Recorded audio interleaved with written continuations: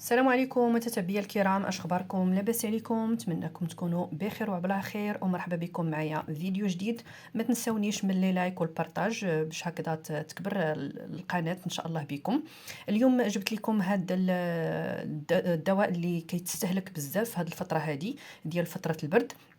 هذا بولموفلويد اللي معروف بزاف، كيتخاد بشكل كبير، يعني اغلبيه كياخذوا غير هذا بولموفلويد. هو متخصص للناس الكبار في السن، يعني ما كيشربوش الدراري الصغار. فهذا المشروب متناول الجميع، الثمن ديالو بسيط، يعني 16 درهم و80.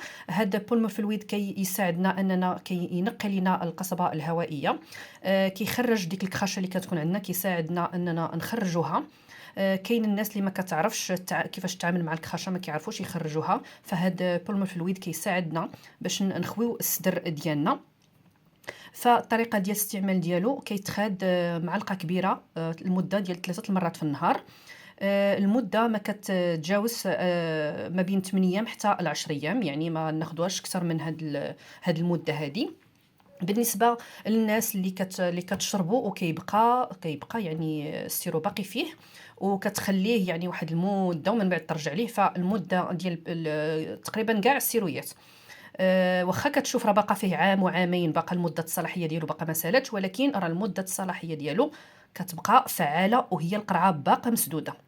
تما اللي كنشوفوا المده الصلاحيه اللي كتكون في القرعه. اما فاش كنحلوه صافي، راه فاش كنحلوه راه هذا البولموفلويد المده ديالو ما كتفوتش واحد 15 يوم، يعني راه واخا كتبقى راه خاصو يترمى، راه ما كتبقاش نهائيا فعال. وكاين بعض السيرويات اللي ممكن يمشي حتى المده ديال شهر. الناس اللي بزاف اللي كيديروا هذا الخطا هذا شائع، يعني كيشوفوا لاضات صافي كيقول لك راه باقي يقدر يستعملوا هذا العام والعام الاخر، او مثلا دوز عليه واحد الشهرين 3 شهور ويقدر يعاود يمرض، او شي حد في العائله عنده مريض صافي خلاص وكيعاود يشربوه، فنتفاداو هاد المساله هذه.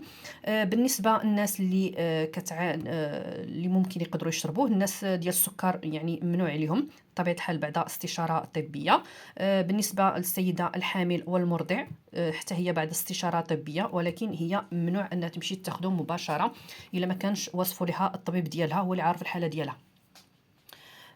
كيف ما كنظن انني قلت لكم كاع المعلومات، كنتمنى يكون هذا الفيديو مفيد. ما تنسونيش من البارطاج. دمتم في رعايه الله، والى فيديو مقبل.